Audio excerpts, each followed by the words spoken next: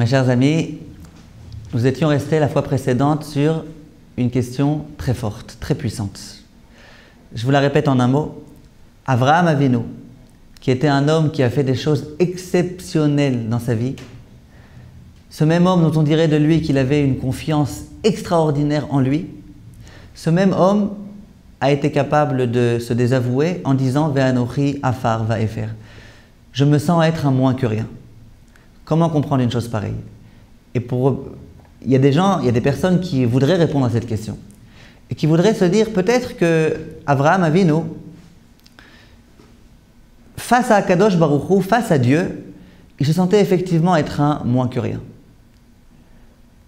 C'est la raison pour laquelle il a dit à Hachem, face à toi, comparé à toi, je suis vraiment un rien du tout. Afar va'efer. Alors comment ça se fait qu'Avraham Avinu était prêt à faire de grandes choses? Parce que face aux autres, par rapport aux autres, il savait que c'était un homme considérable. Par rapport à Nimrod, comme on disait l'autre fois. Par rapport à son père, il savait que c'était un grand homme.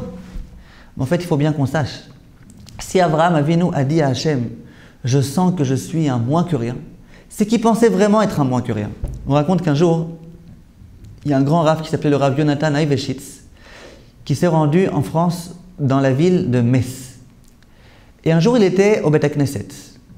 Et il a vu à côté de lui un homme qui priait avec énormément d'humilité. Il était comme ça, presque prostré. Et puis il priait. Et il disait, moi je suis un rien, moi je suis un nul, moi Hachem, par rapport à toi, je suis rien du tout. Et vraiment, il se mettait à pleurer comme ça, Hachem, vraiment, combien t'es grand, et combien t'es immense, et combien t'es grandiose, et combien moi je suis petit, et combien je vaux rien. Et Rav Yonatan Eibeshitz était étonné. Il s'est dit, je crois que c'est la première fois de ma vie que je vois un homme tellement modeste. Cet homme vraiment extraordinaire. Et voilà qu'ensuite, au moment de la lecture de la Torah, on fait monter en Cohen le Cohen, en second le Lévi, ensuite le Israël. Et vous savez que lorsqu'on fait monter des personnes à la Torah, il y a des montées qui sont particulièrement appréciées. Par exemple, le Shishi, la 6e montée, c'est une montée particulièrement appréciée. En général, les grands rabbanim, on les fait monter au Shishi, à la 6e montée. C'est vraiment une preuve d'honneur pour ces rabbanim-là. Et donc, on fait monter à la Torah le 3e, le 4e, le 5e. Et puis, on dit le 6e qui doit monter, Ya'ale Ploni, fils de Ploni. Et ce n'était pas cet homme-là. Cet homme-là, immédiatement, rentre dans une colère pas croyable, dans une rage folle, et il commence à crier « Comment ça se fait que vous ne m'avez pas fait monter en 6e? Pourtant, c'est moi ici, le grand Talmid Chacham, le grand tzaddik, le grand modeste. Comment ça se fait que vous ne m'avez pas fait monter à la Torah en 6e? Comment ça se fait que vous avez fait monter celui-là, ce petit vaurien là, de rien du tout? C'est lui que vous avez fait monter à ma place. Comment ça se fait, machin ?» Et le Rav Eibeshitz ne comprenait plus rien. Il y a 2 minutes, il voyait un homme vraiment modeste, humble. Et 2 minutes après, il voit un homme de nature complètement différente, qui est prêt à se mettre en colère parce qu'on ne l'a pas fait monter en 6e montée. À la fin de la tefila, il s'adresse à cet homme-là. Il lui dit, dis-moi Habibi, est-ce que je peux m'adresser à toi? Il lui dit oui. Il lui dit, dis-moi, au tout début, je t'ai vu prier. Et dans ta prière, j'ai vu combien tu étais humble, combien tu étais modeste, combien tu étais prêt à te rabaisser. Et ensuite, pas plus tard qu'un quart d'heure après, tu as été capable de te mettre en colère comme ça parce qu'on a fait monter quelqu'un d'autre. Tu as été prêt à faire honte à cette autre personne. Tu as été prêt à l'injurier, à la critiquer, à la maudire. Explique-moi ce qui s'est passé dans ta tête, je ne comprends pas. Il lui dit, l'autre, mais je ne comprends pas, Rav. Je ne comprends pas ce que vous ne comprenez pas. La vérité, votre question m'étonne. Au tout début, je m'adressais à Hachem. Et je disais à Hachem, oui Hachem, face à ta grandeur, je suis ridicule, je suis insignifiant. Mais ensuite, lorsque je vois qu'on honore un tel plus que moi, là, il faut encore que je me rabaisse? Sûrement pas. Moi, je suis infiniment plus grand que celui-là. Lui, c'est un vaurien à côté de moi. Qu'on ne pense pas qu'Avraham Avinu était comme cela. Qu'on ne pense pas qu'Avraham Avinu, c'est simplement face à Hachem qui se sentait être de la poussière. S'il pensait être de la poussière, c'est qu'il pensait vraiment être de la poussière. Ce n'était pas une façon de s'exprimer, ce n'était pas de la poésie. Donc comment comprendre que ce même homme cohabite en lui une tellement grande assurance, et d'autre part, cette idée-là, qu'il est afar vaefer, qu'il est un vaurien. Et l'autre question qu'on avait posée l'autre jour, c'était comment comprendre une chose pareille. Il faut avoir du bitachon atzmi ou il ne faut pas avoir du bitachon atzmi. Il faut avoir de l'assurance ou au contraire. Alors en fait, j'aimerais aujourd'hui vous dire un très grand chidouche. Lorsque le Rav Wolbe, qu'on avait cité l'autre jour, disait à ses élèves, vous savez mes chers élèves, j'ai eu beau étudier toute la Torah, j'ai vu nulle part qu'il y avait écrit qu'il fallait avoir du bitachon atzmi, de la confiance en soi. J'ai vu complètement autre chose. C'est qu'il fallait avoir confiance en Dieu. Il faut bien comprendre ce que le Rav Wolbe voulait dire à ce moment-là. Pendant de nombreuses années, j'ai compris que ce que le Rav Wolbe disait, c'est que ce n'est pas la peine d'avoir confiance en soi. Simplement, comment comprendre l'amalgame que les gens ont malheureusement fait, c'est qu'il y a un mot commun. Le mot bitachon est commun. Simplement, les gens se sont complètement trompés et ont cru que bitachon BHM, c'était comme bitachon atzmi. Mais ensuite, quand j'ai bien réfléchi, il me semble que les propos du Rav Wolbe sont beaucoup plus profonds. Et il a voulu dire, à mon avis, la chose suivante. Il a voulu dire, écoutez, de nos jours, les psychologues et les psychanalystes et les psychiatres et tout le monde parlent énormément de la confiance en soi, de l'assurance. Ils font de ça presque une religion. Disait le Rav Wolbe, j'ai pu étudier toute la Torah, il y a écrit nulle part dans la Torah qu'il fallait avoir de l'assurance. Il y a écrit nulle part dans la Torah qu'il fallait développer cette confiance en soi. Immédiatement, question très forte au Rav Wolbe.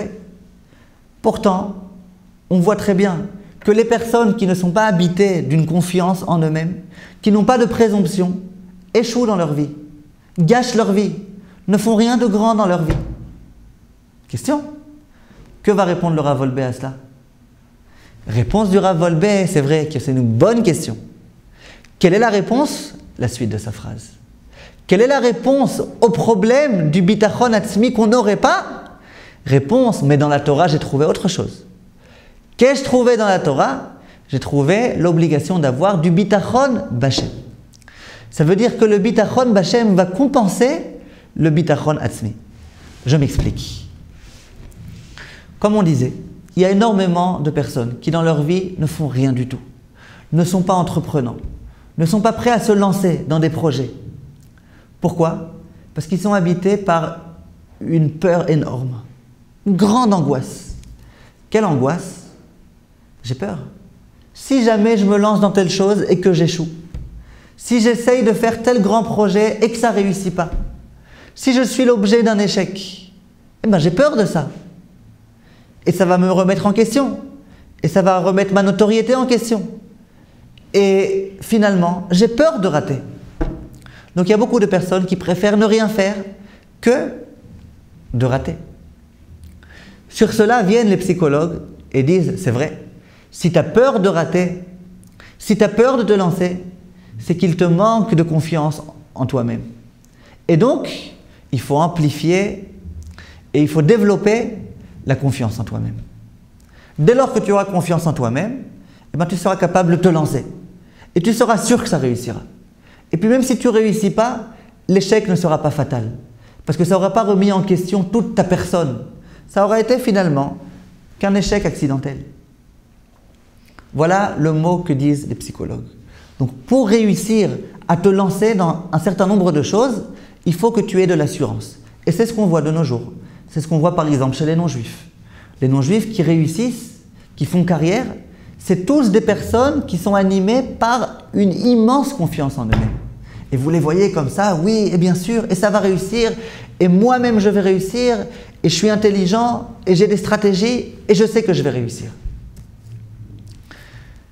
Dit le Rav Wolbe que tout ça, c'est pas la peine. On a un remède bien plus grand. On a une canne sur laquelle on va pouvoir se reposer qui est bien plus forte. C'est quoi? C'est la Emouna en Hachem. Le bitachon en Hachem. Avoir confiance en Dieu. Qu'est-ce que ça veut dire? J'ai peur de rater. Pourquoi j'ai peur de rater?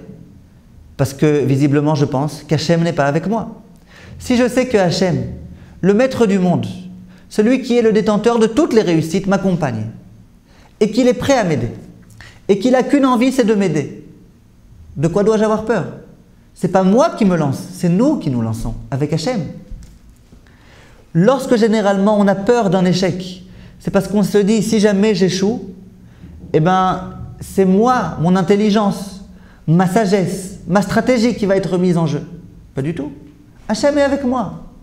Et si jamais ça échoue, c'est que ça devait échouer. Et c'est même Hachem qui a échoué, kaviachol, entre guillemets. Lorsqu'une personne fait preuve de Emouna, et qu'elle sait qu'elle est digne de cette Emouna, et qu'elle sait que Akadosh Baruch Hu va l'aider, et qui sait que Akadosh Baruch Hu veut l'aider, et qui sait que Hachem est digne de confiance, à ce moment-là, la personne, sans avoir d'assurance du tout, va pouvoir se lancer. Et non seulement cette personne va pouvoir se lancer, mais elle va réussir. Pourquoi va-t-elle réussir? Parce qu'elle est accompagnée de Hachem. Lorsqu'une personne n'a pas cette émouna, lorsqu'une personne ignore l'intervention d'Akadosh Baruch Hu dans tout ce qu'il fait, alors que reste-t-il? Lui-même. Mais c'est angoissant.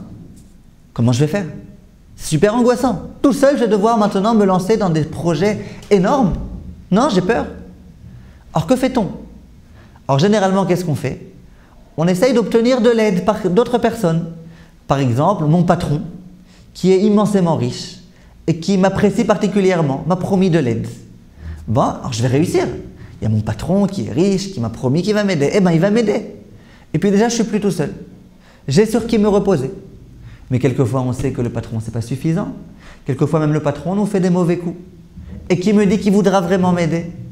Et qui me dit que durant toute mon existence, il sera prêt à continuer à m'aider. Et qui me dit que lui-même, il restera riche toute sa vie. Quelquefois, on a recours à nos parents. Nos parents sont dignes de confiance et ils vont nous aider.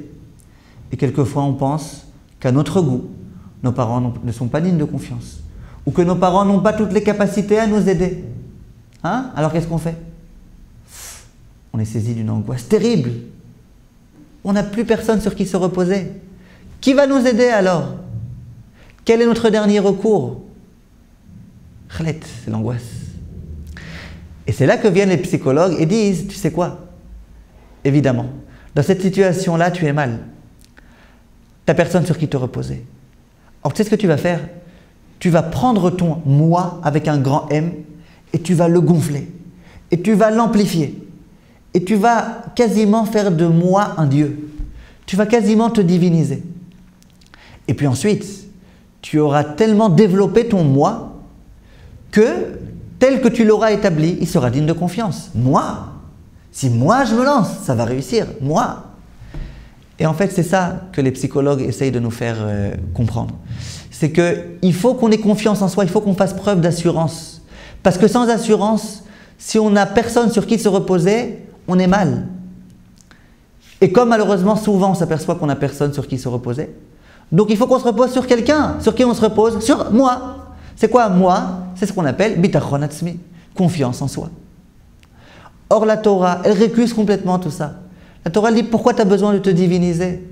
Pourquoi tu as besoin de te sentir fort pour savoir que tu vas pouvoir réussir dans ta vie? Non, tu peux être faible, tu peux être fragile et réussir dans ta vie. À quelles conditions? Que tu saches que tu es accompagné de la présence d'Akadosh Baruch Hu. Et que dans la mesure où c'est lui qui s'occupe de toutes tes affaires, tu es certain que tu réussiras. Voilà ce que Chazal nous enseigne. Il y a de nos jours malheureusement même des personnes religieuses qui se rendent chez des babas. Mais pas des babas qui sont dignes de confiance. Pas chez le baba salé. Chez des babas, que certains rabbinim appelleraient des charlatans.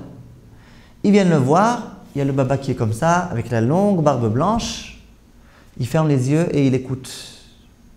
Il ne faut pas oublier de lui glisser dans une enveloppe un certain nombre de billets d'euros ou de dollars. Et puis ensuite, il nous donne une bénédiction. Voilà, tu réussiras. Et on pense que de cette façon-là, on réussira. Comment ça se fait? C'est le même problème. On n'a pas confiance en Dieu. Alors il faut bien qu'on ait confiance en quelqu'un. Il faut bien que quelqu'un nous aide. Or, qui va nous aider? Si Dieu n'est pas là pour nous aider parce qu'on ne le connaît pas, qui va nous aider? Peut-être le baba. C'est incompréhensible, Ça dépasse complètement l'entendement qu'un baba puisse nous aider. Mais c'est pas grave, on tente, on essaye, pourquoi pas? Et ça, nos maîtres nous disent, et tous nos grands maîtres contemporains nous disent, c'est interdit d'aller voir ces babas. Il ne faut pas avoir confiance en les babas, il faut avoir confiance en Dieu. Et voilà ce que la Torah nous demande. Pour illustrer cette chose-là, j'aimerais vous raconter une histoire que j'ai moi-même vécue et qui est très frappante, très parlante. Un jour, à Kiryat Moshe, dans le quartier dans lequel j'habite, à Jérusalem, il y a un nouveau magasin qui a ouvert. C'était un magasin qui vendait des falafels, une sandwicherie. Et un jour, mon épouse m'a demandé d'aller acheter des falafels pour elle et pour moi. Donc je me suis rendu dans ce magasin, j'ai dit bonjour au patron qui venait d'ouvrir son magasin. Et il y avait sur l'étalage donc des salades, desquelles on devait se servir pour garnir les falafels. Et il me demande, bon, qu'est-ce que je te mets dans le falafel? Alors je regarde la salade d'aubergine, j'étais encore un peu jeune. Je lui dis, dis-moi, cette salade-là est fraîche? Il me dit, je sais pas. Je dis, bon, ben alors si c'est comme ça, ne m'en mets pas. Après il me dit, et cette salade, je t'en mets? Je lui dis, elle est bonne cette salade? Il me dit, je sais pas. Je dis, bon, mets-en moi quand même, parce que si je t'écoute, finalement, je vais rien mettre dans mon falafel. Et puis je me suis dit dans ma tête, celui-là, le pauvre, il n'est pas du tout commerçant. Il ne va pas faire long feu. Et visiblement à ce moment-là, j'ai eu comme un éclair de prophétie. Et quelques mois après, le magasin a fermé. Et c'était malheureusement prévisible. Quand même, on te demande si tes salades sont fraîches. Dis qu'elles sont fraîches. Dis qu'elles ne le sont pas. Dis quelque chose. Vante un petit peu ta marchandise. Fais quelque chose. Mais l'histoire, mes chers amis, ne s'arrête pas là. Quelques années après, j'étudiais dans un kollel à Ramoth, un autre quartier de Jérusalem. Et un jour, j'avais très faim. Je me suis rendu dans le falafel de Ramoth. J'arrive là-bas et qui est-ce que j'aperçois? Je vous le donne en mille, l'Aziz. Ce même l'Aziz, devant ses salades, avec ses falafels, il avait ouvert un nouveau magasin. Mais là-bas, ça réussissait énormément. Il y avait chaque minute des coups de fil de gens qui appelaient, voilà, je te commande tant et tant de pitotes et de falafels et ceci et cela, des pizzas, des machins. Ça ne s'arrêtait pas. Et là-bas, devant son comptoir, il y avait la queue, des gens qui faisaient la queue pour acheter des falafels. Vraiment, Bli Ayin Hara pour lui, ça réussissait parfaitement. Alors je lui ai dit, bonjour, tu te rappelles de moi? Il me dit vaguement. Je lui dis, tu te rappelles pas de moi? J'habitais à Kiryat Moshe. Une fois, j'étais venu acheter un falafel là-bas à Kiryat Moshe. Il me dit, oh, ya Chasra, je me rappelle de ce magasin à Kiryat Moshe. Je lui dis, dis-moi, cher ami, est-ce que je peux te rappeler une anecdote? Il m'a dit, bien sûr. Alors je lui ai dit, écoute, un jour, j'étais rentré dans ce magasin à Kiryat Moshe. Et je voulais acheter un falafel. Et je t'avais demandé, dis-moi, est-ce que la salade d'aubergine est fraîche? Et tu m'avais dit, je ne sais pas. Je t'avais dit, et cette autre salade, elle est bonne? Tu m'avais dit, je ne sais pas. Et moi, dans ma tête, je me suis dit, celui-là, il a vraiment, le pauvre, aucune chance de réussir. À ce moment-là, il ne laisse même pas finir ma phrase, et il s'éclate de rire. Et il me dit, mais dis-moi, tu crois vraiment que c'est ça qui fait qu'on réussit ou qu'on ne réussit pas? Les réponses qu'on va répondre à tes questions bizarres. Tu crois que c'est ça qui fait qu'on va réussir ou pas? Mais c'est Hachem qui s'occupe de tout. Lorsqu'Hachem veut qu'on réussisse, on réussit. Et lorsqu'Hachem veut qu'on ne réussisse pas, on ne réussit pas. Si à tel endroit je ne devais pas réussir, eh ben, je ne réussis pas. Ce n'est pas les réponses à tes questions qui vont faire que je vais réussir. Hachem avait décidé qu'à Kiryat Moshe, ça ne devrait pas réussir. Eh bien, Baruch Hachem, ça n'a pas réussi. Et puis il m'a conduit à Ramoth, où Baruch Hachem, ça réussit. Tu crois vraiment que ça dépend de ma façon de te répondre à tes questions bizarres? Non, pas du tout. Ce jour-là, celui-là, il m'a donné une grande leçon. C'est justement ce que j'étais en train de vous dire là. C'est que, a priori, dans le monde dans lequel nous vivons, si nous voulons que notre magasin réussisse, comment on fait? C'est pas compliqué. On fait une super grande pancarte dans laquelle on écrit « Le meilleur falafel de Jérusalem ». Quand même, il faut attirer les gens. Il faut attirer la clientèle. Et puis lorsque les gens viennent et me disent, dis-moi, elle est bonne ta salade, il faut lui dire, ne me pose pas la question, elle est, en hébreu on dit, chaval al azman. Tu t'en souviendras toute ta vie de cette salade. Et celle-là, elle est bonne, encore meilleure que la première. Vraiment, achète, tu verras, tu me remercieras 1000 fois d'avoir acheté. C'est comme ça que ça fonctionne de nos jours. Non? C'est comme ça que ça a toujours fonctionné.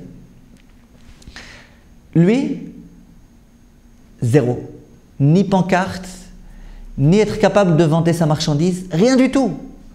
celui-là en bitachon atzmi, la note que je lui donne, c'est 0. Ni assurance, ni confiance en soi, ni présomption, rien du tout. Eh bien celui-là, il m'a donné une leçon. C'est qu'on peut avoir un bitachon atzmi 0 et super bien réussir. Dans quelle mesure on peut bien réussir en n'ayant pas de bitachon atzmi?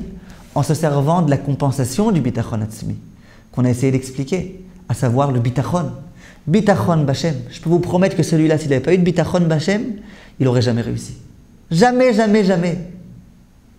Dans le nouveau magasin, il ne vendait pas mieux. Il n'avait pas une force de persuasion plus grande. Rien. Pourquoi il a réussi? Parce que ce cher ami a eu du bitachon b'Hashem. Il a eu confiance en Hachem. Il savait que c'est Hachem qui lui permettait de vendre ses falafels. Dès lors qu'il savait que c'était Hachem qui était avec lui, dès lors qu'il a fait totalement confiance en Hachem, il a réussi. Voilà la leçon qu'on a. Bitachon, atzmi, c'est nécessaire pour les gens qui n'ont pas de bitachon. Et eux, effectivement, ils ont recours au bitachon atzmi. Et je les comprends très bien. Parce que sans ça, ils risquent de se morfondre dans une angoisse et de rien réussir à faire. Mais lorsqu'il n'y a pas de bitachon atzmi, il y a quelque chose de bien meilleur qui s'appelle le bitachon. Et ce vendeur de falafel a usé de ce bitachon. Lorsque dans les parashiyot qui nous parlent de Yosef, on va rencontrer ce personnage fabuleux qu'est Yosef. A priori, il va faire la même bêtise que ce vendeur de falafel, si on peut se permettre de parler ainsi. Lorsqu'il va être jeté à tort en prison et qu'il va endurer là-bas énormément de souffrances, et que de nombreuses années après, il va être sorti de ce trou, parce que le roi d'Égypte, Pharaon, s'est entendu dire que cet homme était capable d'interpréter les rêves, et que lui-même était angoissé par les rêves qu'il avait faits. Il dit à ce moment-là à Yosef, je sais, j'ai entendu dire de toi que tu étais sage, que tu étais capable d'interpréter les rêves. Et donc, je te demande de bien vouloir m'interpréter les rêves que j'ai faits. À ce moment-là, quelle aurait dû être a priori la réaction de Yosef? Il aurait dû dire à Pharaon, bien sûr, je suis un professionnel, raconte-moi tous les rêves que tu veux, je pourrais te les interpréter les uns après les autres, ça ne fait aucun doute. Tu peux me faire confiance. Et de cette façon-là, il aurait pu trouver grâce aux yeux de Pharaon. Pharaon aurait pu ensuite le nommer roi d'Égypte ou vice-roi d'Égypte. Et puis de cette façon-là, il aurait pu faire mener le destin du peuple juif à bon terme. Au lieu de faire ça, quelle bêtise fait en quelque sorte Yosef? Il dit, de qui tu parles? Mais moi je suis incapable d'interpréter les rêves. C'est Dieu qui fait tout. Pharaon, il avait horreur de ce genre de discours. Pharaon, ça a été l'homme qui a voulu méconnaître Hachem. Pharaon qui va dire, mi Hachem, Asher Eshma Bekolo. C'est qui ce Dieu-là pour que je dois lui obéir? Ce même Pharaon vient un juif avec une longue barbe et des papillotes et lui tient le langage qui l'irrite le plus. Il lui dit, c'est pas moi, c'est Hachem. Mais Yosef, ne dis pas ça à ce moment-là. Tu te rends pas compte. Tu prends toutes les chances que Pharaon te rejette à nouveau en prison. Il a horreur de ça. Qu'est-ce que tu fais? Pourquoi tu fais cette gaffe? Mais Yosef, pas du tout. Et on dit de Yosef que Kol Asher Oseh, Hashem Matzliach Beyado. Rachid nous dit que Yosef, sans arrêt, le discours qu'il tenait, c'était Baruch Hashem, Be'ezrat Hashem, Ishtabach Shemo. Alors imaginez devant Pharaon. Pharaon lui dit, tu vas m'interpréter mes rêves, Be'ezrat Hashem, Ishtabach Shemo. À la place de Pharaon, je lui aurais donné une paire de claques à ce Yosef. Et pourtant, si on étudie les parashiyot et qu'on voit ce qui s'est passé, tout l'inverse de ce qu'on aurait pu penser s'est produit. Pharaon a énormément apprécié cet homme. Pharaon l'a nommé vice-roi d'Égypte. Ce même Yosef, juif, croyant. Et finalement, grâce à Yosef, toute la suite de l'histoire a pu être menée à bon terme, et le destin glorieux du peuple juif va avoir lieu grâce à ce Yosef. Ce Yosef-là n'avait pas du tout de bitachon atzmi. En bitachon atzmi, il était 0. Il ne s'est même pas demandé de quelle technique il allait se servir pour pouvoir réussir à convaincre Pharaon. Pas du tout. Il a eu bitachon b'Hashem. Et qu'est-ce qu'on voit de là? Que le bitachon b'Hashem, c'est amplement suffisant. On n'a besoin de rien d'autre. Dans la mesure où on a du bitachon b'Hashem, ça suffit. Lorsqu'on parlait tout à l'heure de ces 3 rabbanim là, lorsqu'on vient voir un rav et qu'on lui pose une question de halakha, évidemment, c'est très difficile de prendre la responsabilité de répondre. Si le Magen Avraham me dit quelque chose et que le Taz me dit autre chose, qui suis-je pour donner mon avis? Réponse, ça dépend. Si jamais j'ai bitachon b'Hashem, je me dis, moi c'est vrai que je suis un vaurien. Je suis un nul par rapport à ces 2 immenses rabbanim. J'ai rien à dire. Simplement, il y a une personne qui me pose la question, qui a besoin d'avoir une réponse. Alors j'ai bitachon b'Hashem. Je sais qu'il y a Hachem qui m'accompagne, qui m'a toujours accompagné depuis ma naissance, et qui va m'indiquer la halakha à donner. Dans cette mesure-là, je me lance. Et j'essaye. Évidemment, si on me pose une question qui dépasse complètement mes compétences, là au contraire, il ne faut pas donner de réponse. Mais dans la mesure où je pense que je suis capable de délibérer dans ce cas précis, eh bien que je le fasse. Ah, mais sans bitachon atzmi, comment vais-je faire? C'est vrai, j'ai pas de bitachon atzmi, j'ai pas d'assurance. Mais j'ai bitachon b'Hashem. Et grâce à ça, on peut répondre aux questions. Grâce à ça, on peut tout faire. Pour en revenir à notre grand Avraham Avinu. Avraham Avinu, si on lui posait la question, dis-moi, est-ce que tu as du bitachon atzmi? Est-ce que tu as confiance en toi-même? La réponse qu'il aurait apportée immédiatement, c'est non. Clairement, non, non et non. Moi, je suis un homme, comme il a dit lui-même, afar va faire. Je suis de la poussière, je suis de la cendre, je suis encombrant, je dérange tout le monde. J'ai rien à apporter à quiconque. Non. Alors comment un homme pareil est capable de faire tout ce qu'il a fait? Réponse, il s'est jeté. Mais comment il a pu se jeter s'il n'avait pas d'assurance? Réponse, il s'est jeté parce qu'il avait bitachon b'Hashem. Il avait confiance en Hachem. Il savait que Hachem lui donnait la main et que Hachem l'accompagnerait partout. Alors si mon père fait de l'idolâtrie, je lui démolis toute son idolâtrie. Mais il va prendre son martinet et me donner des coups.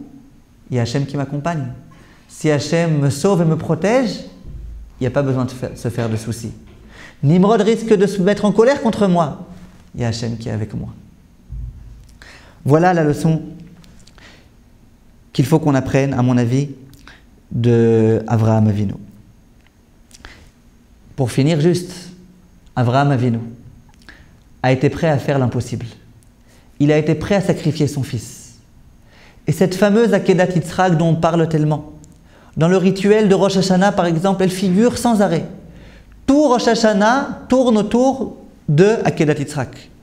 Pourquoi on sonne dans le shofar? Pour se souvenir de Akedat Yitzhak. Dans toutes les prières, on demande à Hachem, Hachem, souviens-toi s'il te plaît de la Akedat Yitzhak. Pourquoi on est tellement concentré sur cette Akedat Yitzhak? Pourquoi on ne reparle que de ça? Comment ça se fait?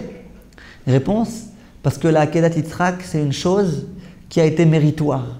Parce qu'Avraham Avinu, en ayant été prêt à sacrifier son fils, il a été capable de faire l'impossible.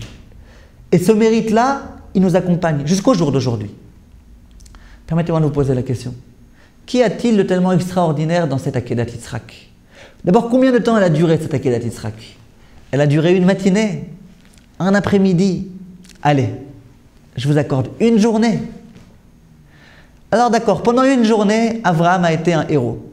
Son fils Yitzhak a été lui aussi un héros. Comment est-ce possible que être héros pendant une journée, c'est pu créer une Akedat Yitzhak qui va traverser l'histoire jusqu'au jour d'aujourd'hui? Comment est-ce possible qu'en l'espace d'une journée, on puisse emplir cette journée avec des mérites qui continuent à nous accompagner jusqu'au jour d'aujourd'hui? Comment comprendre une chose pareille? Visiblement, c'est que la Akedat Yitzhak recèle en elle une Messirut Nefesh extraordinaire.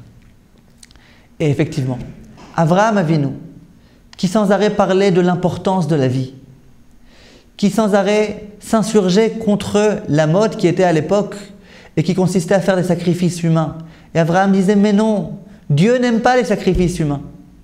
Imaginez-vous, le jour où Avraham lui-même a dû faire un sacrifice humain, ça lui a dépassé complètement toute sa compréhension des choses, tout son entendement. Il était incapable d'accepter une chose pareille. Alors qu'est-ce qui s'est passé? Avraham Avinu a dit, si c'est Hachem qui me demande, je m'annule complètement. Je m'annule moi-même. J'annule mon fils. J'annule sa vie. J'annule tout. Plus rien n'a d'intérêt. Il y a la volonté d'Hachem. Il faut accomplir la volonté d'Hachem. Et Hachem qui nous aime et Hachem qui nous chérit. Hachem qui nous chouchoute et Hachem qui nous accompagne. Si ce Hachem a décidé que ce qu'il fallait faire à ce moment précis, c'était sacrifier mon fils, halte de questions. Il n'y a plus de questions. C'est même plus la peine d'essayer de comprendre. Hachem a décidé, on respecte. Et en l'espace de quelques instants, Avraham Avinu a été capable de prouver son immense confiance en Hachem. Son immense confiance en Hachem qui lui a permis de faire tout ce qu'il a fait, c'est cette confiance-là qui lui a permis à ce moment-là de se rabaisser complètement, d'annuler toutes ses pensées, toutes ses aspirations, toutes ses envies. Et ce mérite-là, il nous accompagne, comme on disait, jusqu'au jour d'aujourd'hui.